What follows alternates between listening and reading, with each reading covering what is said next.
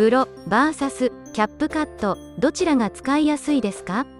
動画編集アプリについて今まで何個も試したのですが、それぞれ利点欠点があり、全てを完備しているアプリはありません。なので足りない機能はその都度別のアプリで補足していくという使い方になるのですが、それにしてもベースとなる基本アプリをどれにするかは悩むところです。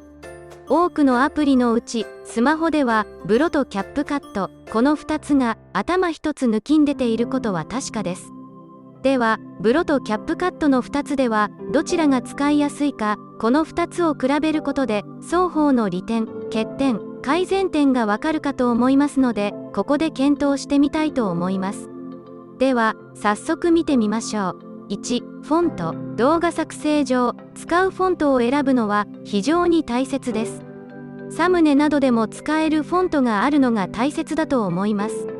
ブロでは多くのフォントが登録されている上、外部フォントを入れることも可能です。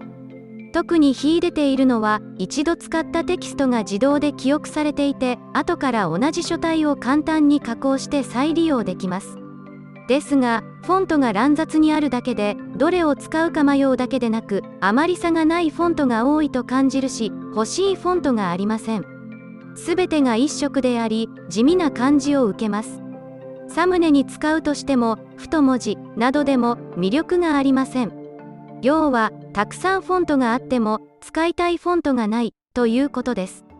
ですので、たくさんあるにもかかわらず、多くのユーザーは物足りなくて、外部フォントを探しているのが現状ではないかと思います。比べてキャップカットは、フォントの数自体はブロより少ないものの、厳選された派手なフォントが多数あります。特にコミック、太字、メモ、スクリプト、吹き出しなどはサムネにも十分使えるほど派手な字体です。個人的にはメモという字体は江戸文字に似ており、サムネに使うと非常に派手で好きな字体です。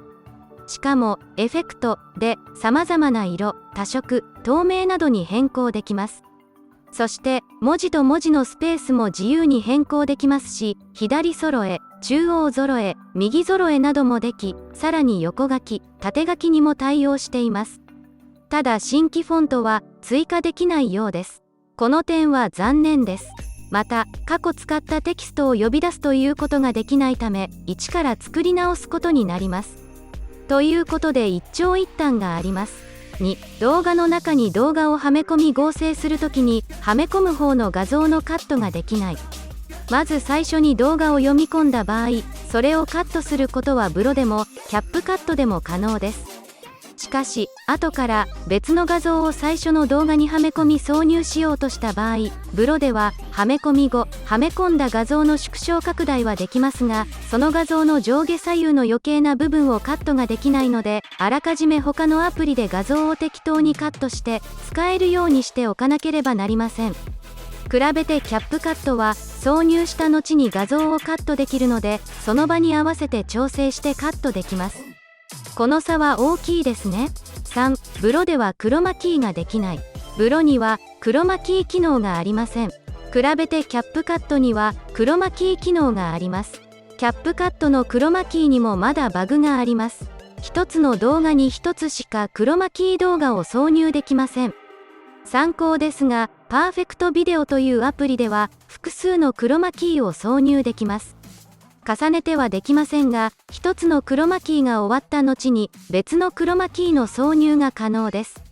ですので、まだクロマキーはパーフェクトビデオを使用する場合も多いのですが、一つであればキャップカットを使用しています。4、ブロでは動画から音声の抽出ができません。ブロでも MP3 ファイルにすれば BGM として挿入はできるのですが、 MP4 ファイルから音声のみを抽出して利用するということができません。なので、動画の音声を利用する場合、他のアプリで MP4 から MP3 に変換して、変換された MP3 をブロで利用するということになります。これがキャップカットやインショットでは MP4 から直接 MP3 にして抽出して使用できます。5、音声の音量とスピードの調整。ブロでは音声のエフェクトのうち音量は0から500%、この 500% までできるというのは非常に貴重です。もともと音が小さくなってしまう場合が多いからです。スピードは0から5倍速までできますが、調整は 0.1 単位でしか調整できません。キャップカットは音量は0から 200%、スピードは0から100倍速まで調整可能。しかも変速もできます。しかしこの機能では、インショットでは速度 0.90 から 1.10 の間は 0.01 単位で調整できますので、微妙な調整はインショットが重宝しています。6. 音声エフェクトエコーについてはブロもキャップカットもできません。これは他のアプリに頼ることになります。エコーについては私は EZ オーディオカットという音声調整アプリを使用しています。変音についてはブロではできませんが、キャップカットではかなり高い声、かなり低い声、高い声、低い声、歪んだ声の5種類に変更できます。私にとってはこれはかなり貴重です。例えばキャップカットで高い声にするとそのままでは不自然ですが、これをインショットで速度を 4% から 6% 遅くすると自然なちょっと高い声イコール女性の声になります。ぜひ一度お試しください。7. 顔の美容化スリム化。ブロでは顔を美容化する機能はありませんが、キャップカットにはその機能があります。これはかなりすごい機能です。8. 体のスリム化。通常図形の縮小や拡大は縦横比、アスペクト比を維持したまま行われますが、これを縦を変えずに横だけ縮めれば人物をスリム化することができます。この機能はブロにもキャップカットにもありませんが、Adobe のプレミアラッシュというアプリにはその機能があります。ぜひ一度お試しください。ただこの場合、顔も縦長になってしまうので、後で別アプリで微型修正する必要があります。9. モザイク。モザイクはブロにはその機能がありますが、キャップカットにはありません。モザイクが人の動きに応じて自動で追尾する機能が欲しいところですが、今のところ手動でしかできません。10. その他エフェクト機能。BGM、ステッカー、フレーム、テンペレート、字幕等、様々なエフェクト機能があります。両アプリとも豊富ですので、好みでお使いください。11. トランジション。これは動画のつなぎ目に入れるエフェクトですが、これも様々な機能があります。お好みでお使いください。以上、皆さんはブロとキャップカット、どちらをメインに使うべきだと思いますか？